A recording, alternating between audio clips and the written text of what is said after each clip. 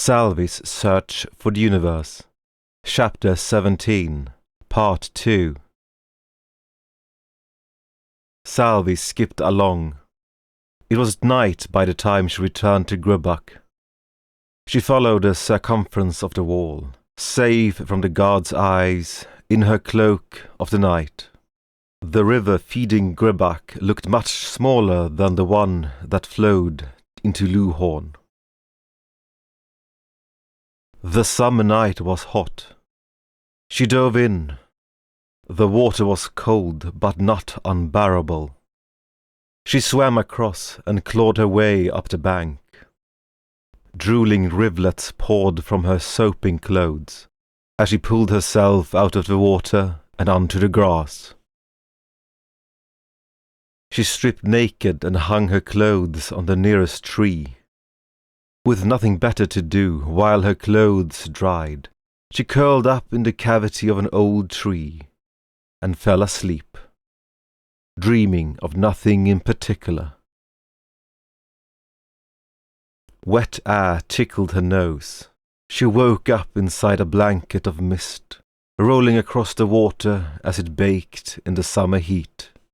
The cloud of mist glowed golden under the light of the sun. A dragonfly landed on her nose. A human would describe the scene as peaceful, poetic, but such notions were beyond her. She ate a dragonfly and walked over to her clothes. They were not completely dry thanks to the mist, but they would do. She sniffed them curiously. They were horribly musky and reeked of an indecipherable melange of odours, picked up after swimming downstreams from the tannery, butchery, and dairy. Yet, considering how long it has been since the clothes were washed, it was actually an improvement. She slipped into the clothes and examined her pendant. It glowed brighter now. It was annoying, so she shoved it underneath her blouse, which was now a stained and wrinkly shadow of its former self. Now, according to that human, all she needed to do was circle around the rest of the way and find the road. It's the biggest road. It's paved. It leads all the way to Panesse. It's impossible to get lost, he had said. Follow the biggest road. It seems so simple. She wished she had thought of it. Curse these humans and their cleverness. It was an easy hike to get through these forests.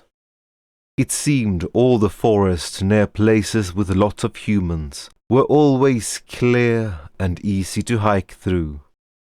It was quite convenient, but unfortunately that meant there were lots of humans around as well, and she was trying to avoid those at the moment. It seemed flat areas attract humans like logs attract fungus. She couldn't take one step off the rocky hill without running into some farmstead or other.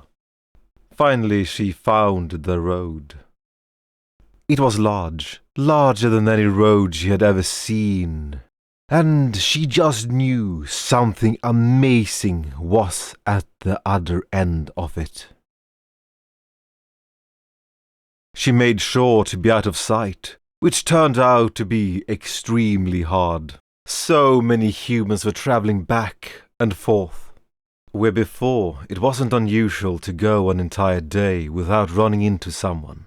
Now she could hardly go an hour without running into a traveller, carriage, or cart. Neither did it help that the trees were cleared in large swaths on either side of the road. She made progress regardless. She was helped immensely by the fact that, for some reason, humans don't like to travel at night. She passed the occasional camp. Fire burned low into a bed of orange embers. and helped herself to whatever they left laying out in the open. She clipped along. One night passed, then 2, then 3. Small farms turned into plantations and whitewashed villas. Orchids filled with red bounties she could not help but devour. The distant hills were griddled with hedgerows. Small towns appeared hilter and tilter, but she did not let herself get distracted by such pitiful buds of civilization. She kept the road in sight and followed it like it was her religion. The pace was good until she was attacked by some wild dogs. She spent half the day up a tall pine tree. It was only a minor setback. She jumped down, smelling strongly of pine sap, and kept on her way, jumping fence after fence. Wild forests seemed only distant memories now. Over the hillock, and on the dawn of the 5th day, it appeared, sun at its back, as if basking in the light of angels, legends, and glory. Its white walls shone in the sun, its tall towers stretching high, as if to scrape the clouds. There were walls within walls, and walls within those walls. Through the city ran the river, forked, dividing the city into 3 districts. Long bridges connected them all, and were so big that 3-story shops and homes were built on top of them. It was enormous, bigger than anything she had ever seen, bigger than perhaps all the kobold hovels in all the kingdoms combined. In the east sat the centerpiece of it all, the royal palace. It sat in the city like a king upon his throne, its spires and towers almost impossibly tall. Somewhere in that vast sprawl was Itty. Her heart pounded. She grinned, threw her arms into the air, as if to embrace the whole city, and ran. She ran and ran and ran. She slowed, huffed, and wheezed. It didn't look any closer. But her excitement was an inextinguishable everflame. She jogged, and walked, and collapsed, chest heaving up and down, as she looked towards the sky. Then she was up and running again. The walls drew closer, closer. She could see the gates. They were so close, but... It took all her willpower to stop pumping her feet. She dug in her heels and skidded to a stop somewhere in the weeds. Several guards stood outside the gate. They didn't look bored at all. In fact, they looked absolutely alert. Even more were stationed on the parapets above. She didn't want to get thrown into a cage again. She slowly backed away. There weren't any trees here, but the weeds were tall here in the height of summer. She waited, thinking, really, really hard. Her intense cognition was interrupted when she saw a horse's nose pressing its way into the grass. She saw the weed-shuttered visage of the human beyond, holding the reins as the horse grazed. They were too close. She poked the nose in the nose with her claw. It reared and whinnied, tossing the man to the ground, and galloped off. "Wait!" the man shouted, as if it could understand. Lifting himself to his feet, he raced after the horse.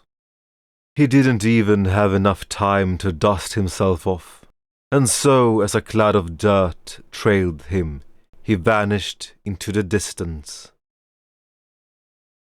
Salvi rolled and kicked with uncontrollable laughter. She clasped her mouth shut.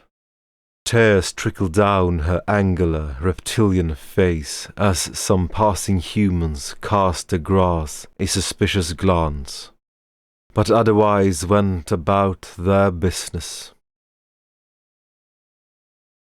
The moment had passed, and Salvi had completely forgotten what she was trying to do. She looked at the gates. Oh, right. She was trying to get into the city. She crossed her arms and set her brains about it. Her thoughts were like paddling canoes through mud. She wished she had Branilkov here. He would have thought of something.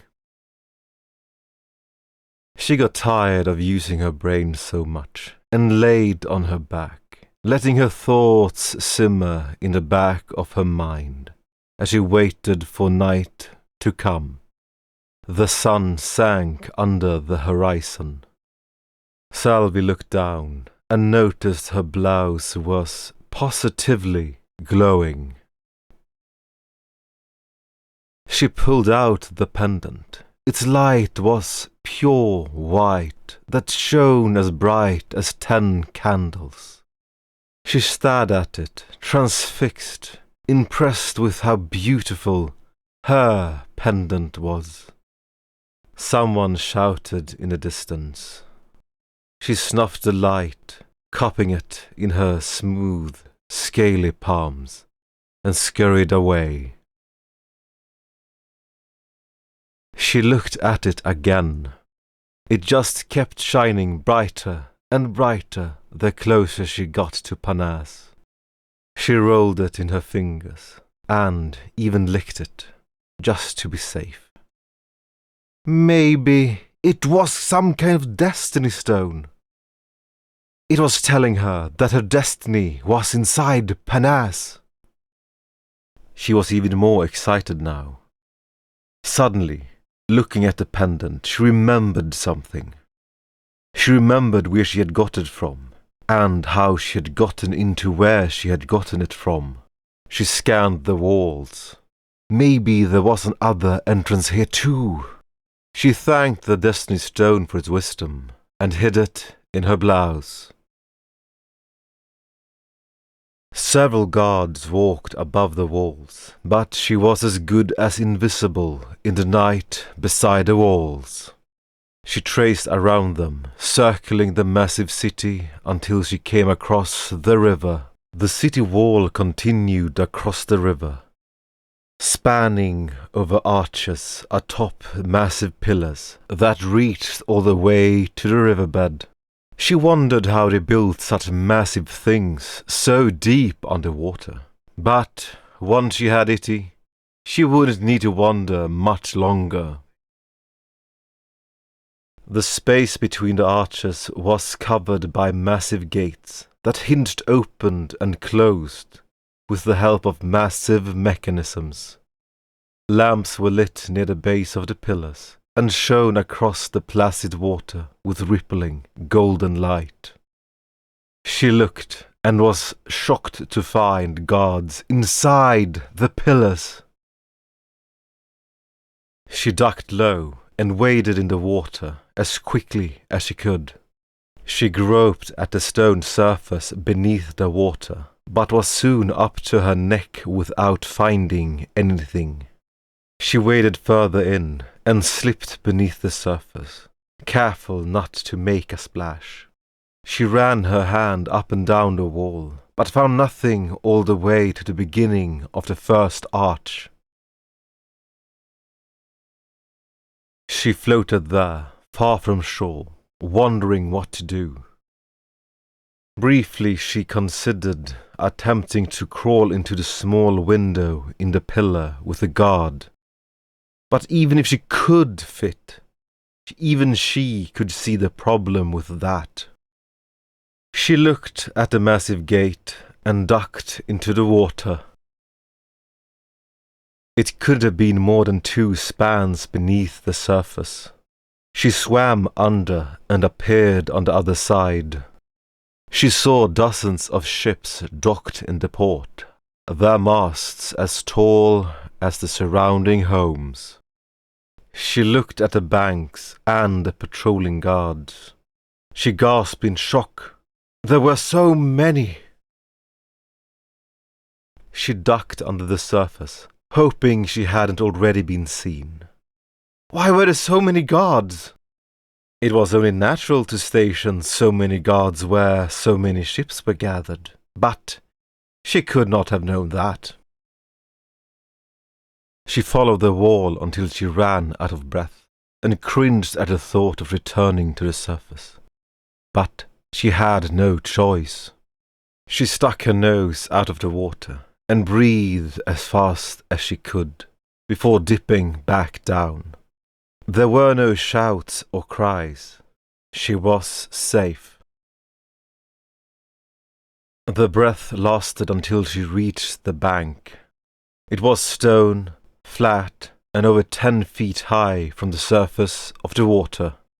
She doubted she could climb it, even if she wanted to. She was stuck.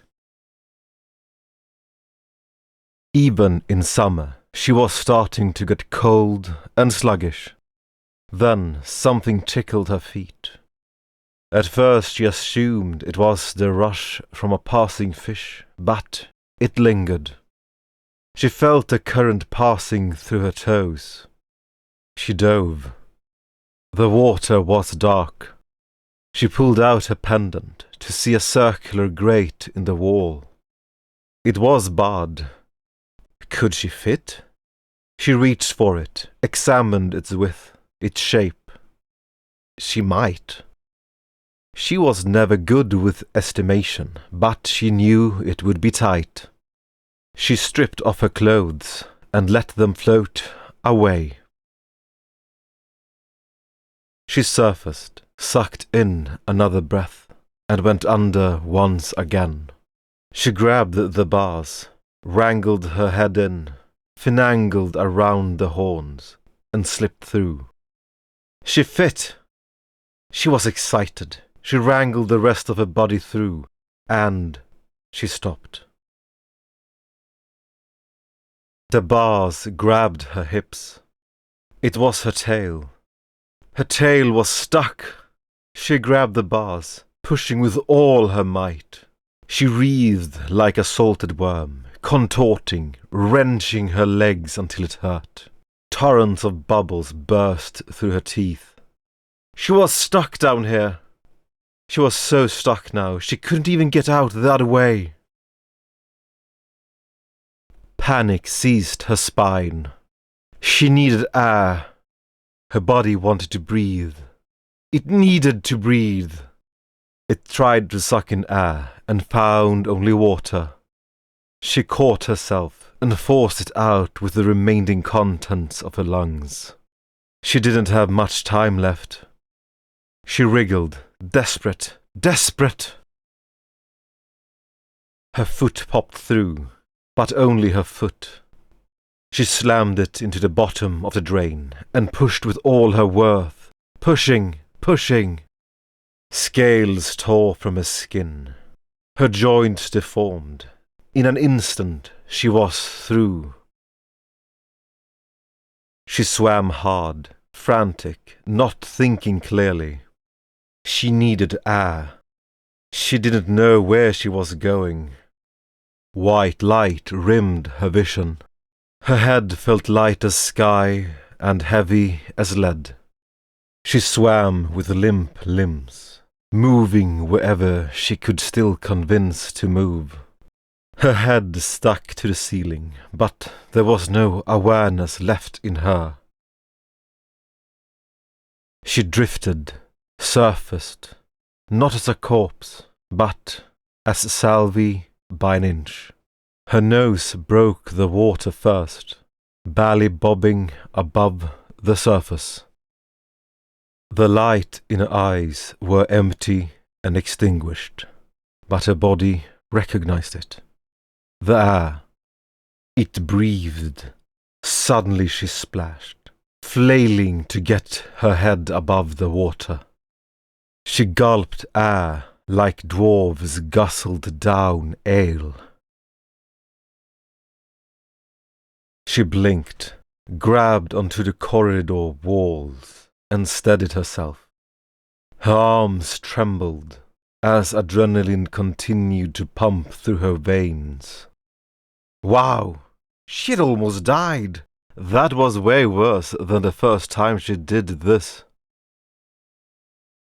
It didn't take her long to get over it. She looked around. Water was pouring from not far above. She climbed into the opening and waded ankle-deep through the sewers. It smelled much, much worse than the tunnels in Luhorn. She had the advantage of light this time. She could see exactly what muck she was trudging through. She knew what it was. She may be indifferent towards most things, but it was not as if she particularly enjoyed walking in human waste. The tunnels were winding, with many criss-crossing side channels.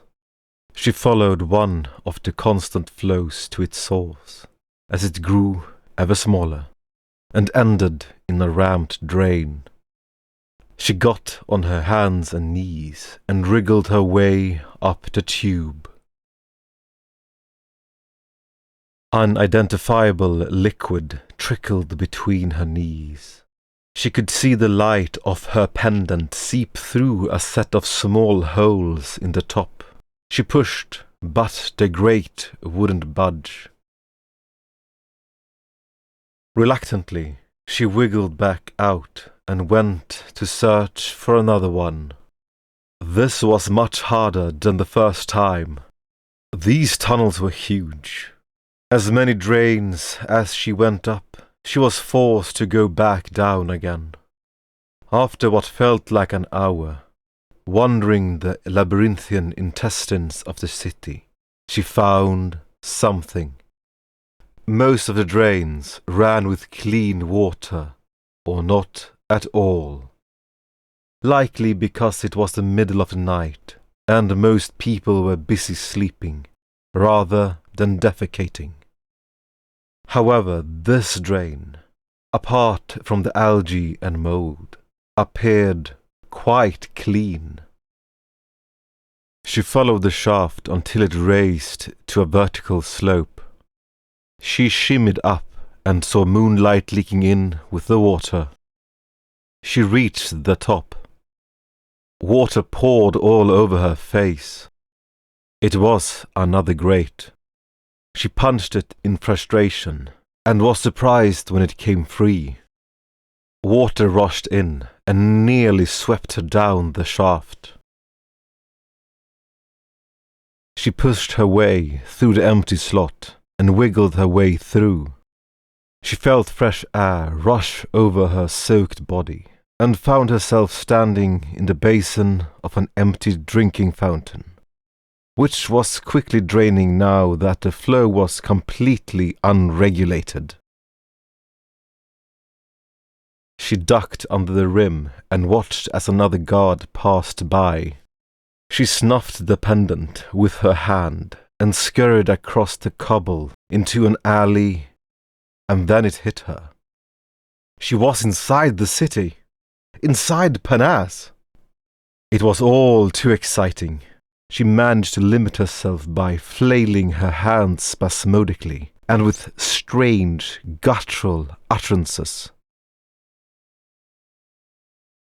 Now all she had to do was find Itty.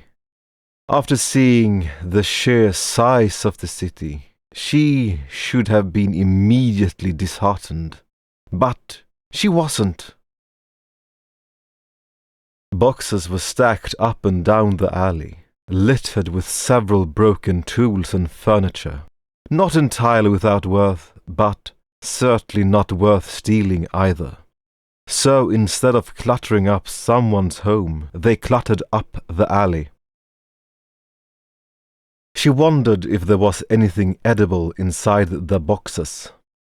She tried to lift the lid, but they were nailed shut. She checked both sides, peeking around a corner and staring at the human sitting there. She blinked. He blinked. His lips exploded into motion. His back climbed the wall. Who are you?" he asked tremulously. He reached into his belt and pulled out a long kitchen knife, nearly dropping it twice before it made it into his shaky grip. "You're one of them, aren't you?" "Salvi, Salvi!" The volume of her voice made a young man wince. "Salvi, not them!" Even with the knife, the human looked about as threatening as a grasshopper. "Wait," the human stammered.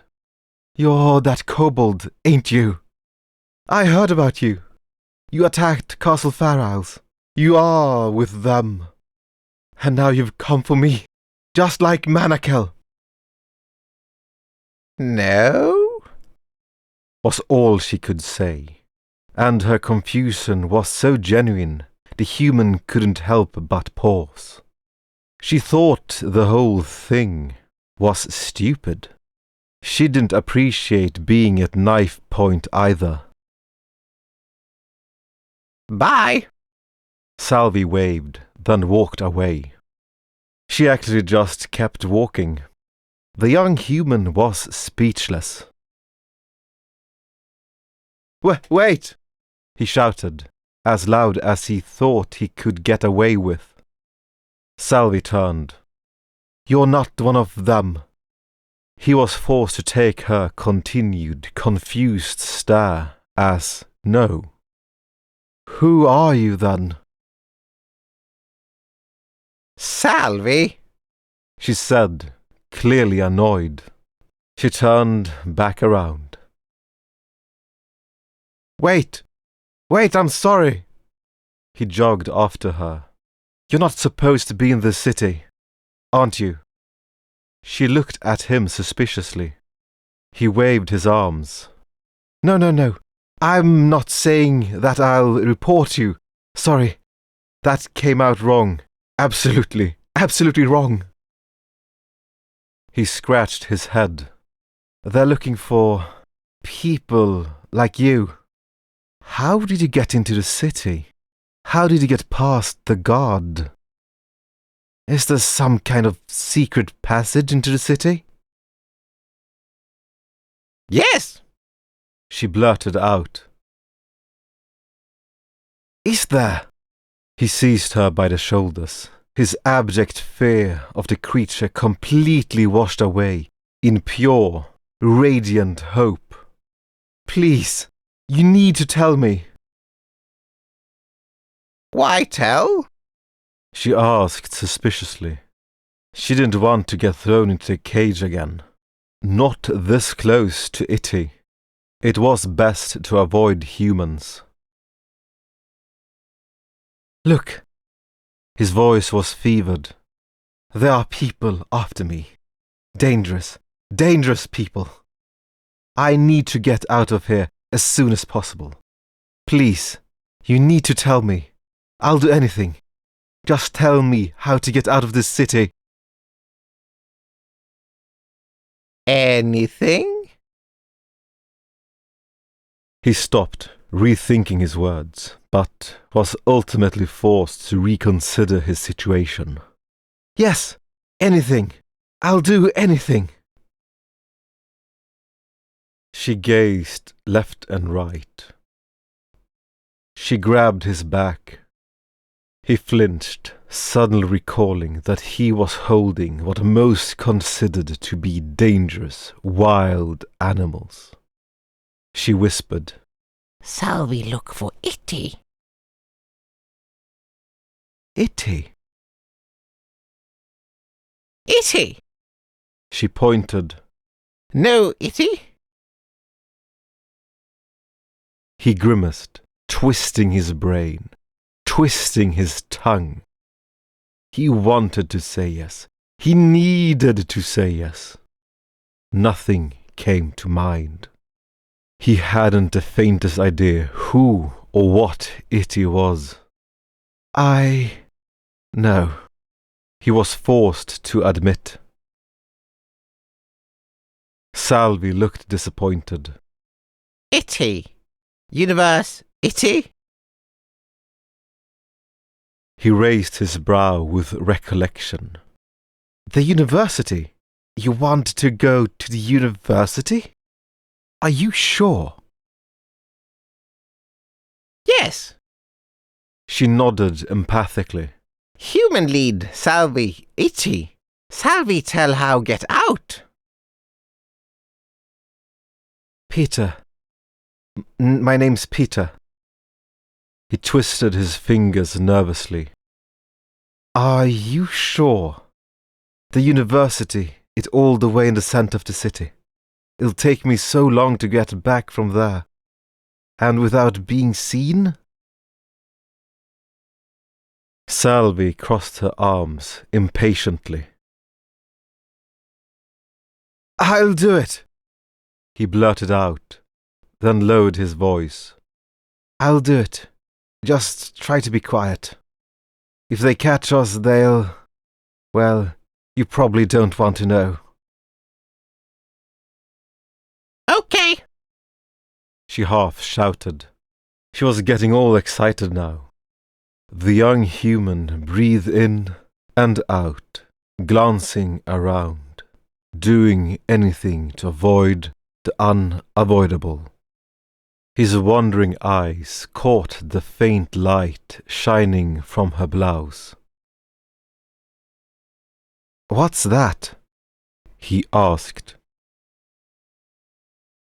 Salvi pulled out the pendant, and he had to shield his eyes from the light. Salvis! Was all she had to say on the matter.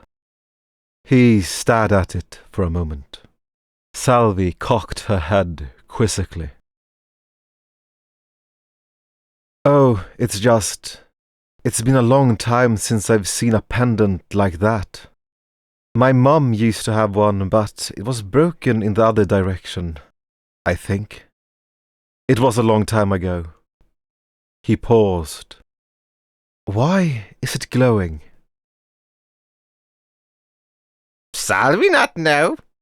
Destiny! Well, keep it out of sight.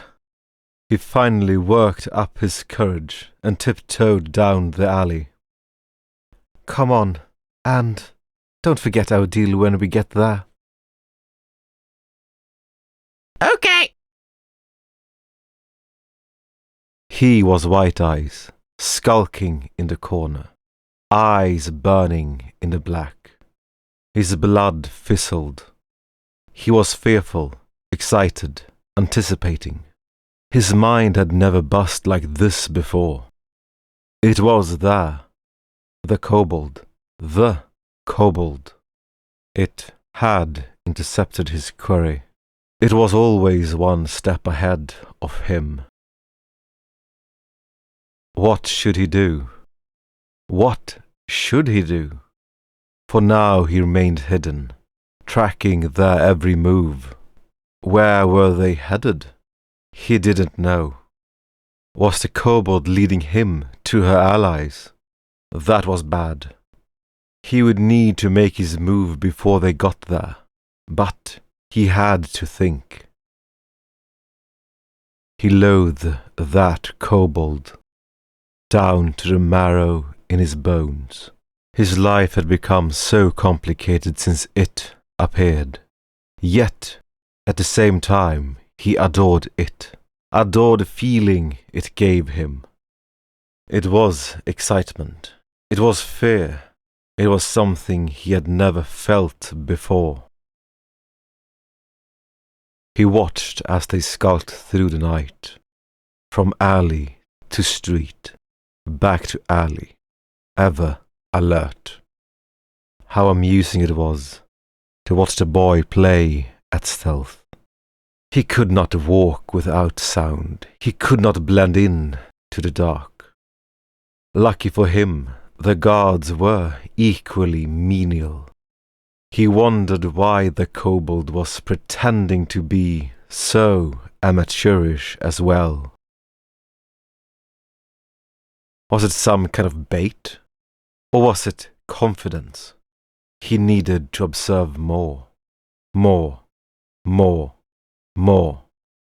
They headed for the center of the city. He followed them like wind carries sand over the desert. There, his heart squeezed. The kobold was looking at him. Was he found? Had it known all this time? It looked away, but it knew. It knew. No matter. Make it a game, fine by him. He was not underestimating them this time. He took his time, closing the distance, slowly.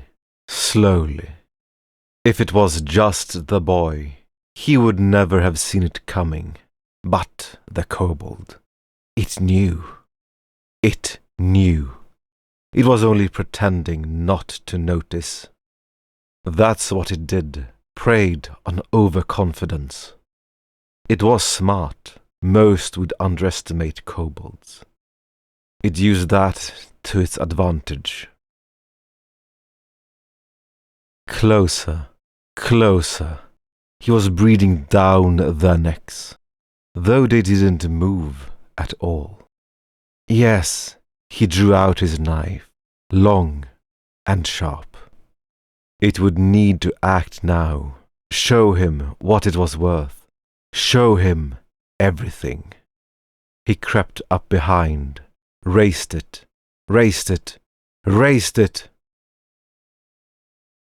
Nothing. It did nothing. He could have killed it 10 times over. Was it that confident? No. No matter how skilled you were, you could not act so defenseless at a time like this. Unless... He pulled back, waiting for the twist. Nothing happened. He waited, confused, so confused, so confused. There was no way. It was impossible. Once again he flowed to its back. Reached out. He grasped it by the neck. The kobold squealed and squirmed like an infant. What? The boy screamed. He ran, tried to run, but already White Eye's hands clasped over his mouth. He tried to struggle. White Eye's vacant stare pierced the horizon as the two struggled and fell unconscious. Was that it? Was that it?